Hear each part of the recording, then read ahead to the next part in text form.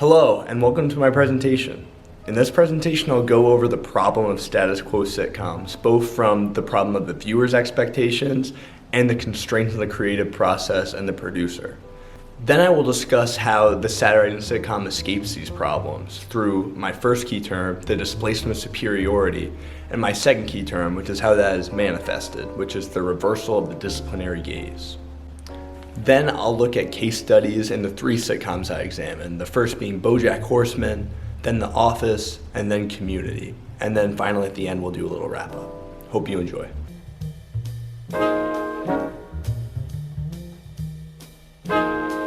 The heart of the analogy of television and religion, and the similarity of their social functions, lie in the continual repetition of patterns which serve to define the world and legitimize the social order. The word I want to focus on here with Gerbner is the word religion. Religion suggests that the sitcom is what mediates any social relationship and what makes everything understandable to the viewer. The viewer wants this sense of comfort and control over all their relationships, and that's why they demand the continual repetition of patterns so that they can understand both their relationships to other people and themselves. Now, this is a problem. Characters are forced into boxes and the viewer is able to easily stereotype these boxes, not only of the characters, but more importantly of the people in real life that share some of those characteristics are easily put into that box which they saw from television. In the case of the avant-garde, this was provided by an elite among the ruling class of that society from which it assumed itself to be cut off, but to which it has always remained attached by an umbilical cord of gold. The umbilical cord of gold shows how producers are tied to the demands of the consumer because they need profit to survive and to keep producing. How the hell can you make something creative and imaginative if you're always being constrained by what other people want, what patterns they need to see reproduced? Therefore, the patterns, tropes, and stereotypes that producers create can't change because it threatens to undermine the audience's sense of comfort and their sense of control. This is really bad news because A, people can't understand their own complexities in the real world and understand complexities in other people that don't fit into any stereotype, and B, they're less creative, they're less imaginative about who they want to be and projecting themselves into the future because they have to fit one of these continual patterns of existence that has already been set out for them. Therefore, the producer creates something that is exactly what the audience's demands, and this cycle gets more and more constraining as it continues, and identities and stereotypes become more and more narrow. Sudden glory is the passion which makes those grimaces called laughter, and is caused by the apprehension of some deformed thing in another, from those who are conscious of the fewest abilities in themselves. The word I want to seize on is sudden glory, which means it comes and it goes. It doesn't stay with us or have any permanent effect on us.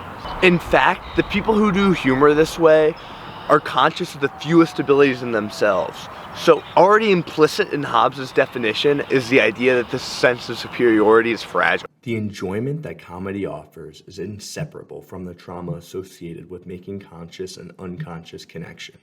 There is no comedy without a jolt that potentially shatters the ground of our everyday lives. The word to seize on with McGowan is trauma. Unlike the sudden glory of Hobbes, trauma stays with us and has a permanent effect. However, McGowan's comedy doesn't seek to traumatize us for no reason. It seeks to bring us to another level by understanding the complexities both in other people and ourselves. When looked at, it means that I'm suddenly affected in my being and that essential modifications appear in my structure. Modifications which I can apprehend and fix. The word I want to seize on with Sartre is modification. Modification shows how we become machine-like and objectified because someone else is trying to put us into a narrow identity category. We conform to this authority so much that we try to fix ourselves to fit somebody else's category of normalcy. Now notice the word supervision, which comes from super, above, and videre, to look. So now the kids are looking above the parents, which inverts the traditional hierarchy. Instead of being able to mock the flaws and insecurities of the characters, now we're pointed to look at our own insecurities, as we properly should, and feel necessary guilt. Guilt which I think can be a driver of change. In A View from Halfway Down, an episode from BoJack Horseman, Sarah Lynn performs in a talent show for those already dead and sings about her life motto and its destructive conclusion.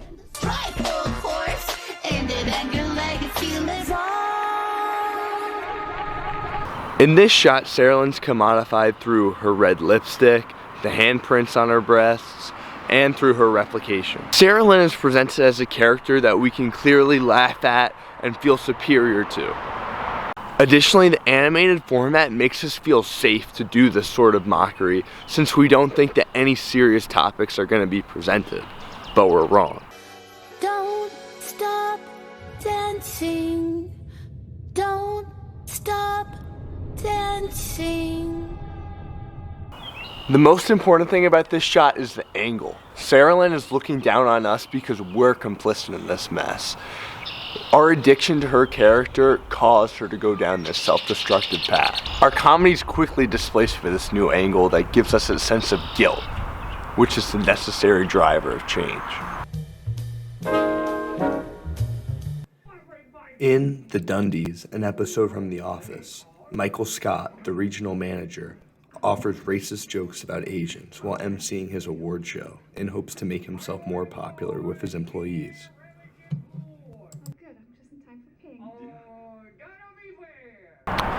The most important thing about this shot is the ease with which Michael Scott becomes Ping. He just puts on these glasses and now becomes an Asian man.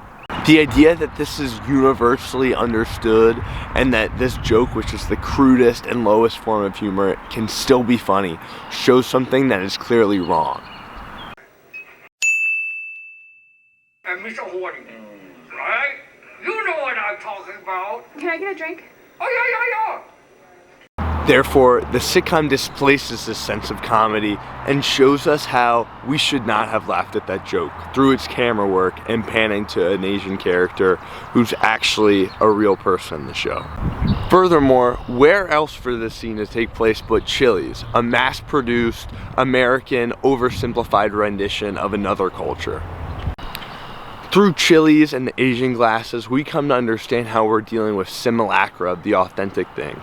And the satirizing sitcom shows us how these are simulacra and encourages us to engage with the real things.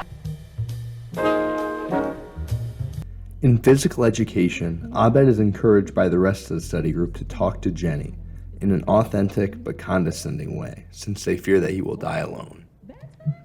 She's pretty. Which is not a surprise at all. I mean, Okay. Remember, be yourself. Got it. Great. Cool.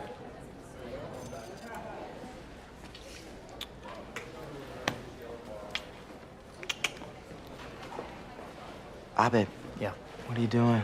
I'm being myself. Go be yourself by Jenny. In Community, we're confronted with the character of Abed, who has Asperger's, who's a Muslim, who has these awkward mannerisms, and we are automatically invited to think that we're superior, along with the rest of the study group. Here, Abed's being subject to a process of normalization where the people who are making the rules about what's normal aren't him. Later in the episode, Abed tells the group how he doesn't have any ego damage from being rejected by Jenny, and that he only listened to the rest of the group since he knew that it was important to them. Them approaching me. So we didn't damage your self-esteem or anything? Bert, I got self-esteem falling out of my butt. That's why I was willing to change for you guys. Because when you really know who you are and what you like about yourself, changing for other people isn't such a big deal. Through Abed wagging his finger back, we understand how we, the viewer, are implicated in this. We're part of the study group who are trying to be the humanitarian activists who are trying to help Abed, but instead, we recognize that we were just disciplinary control freaks the entire time.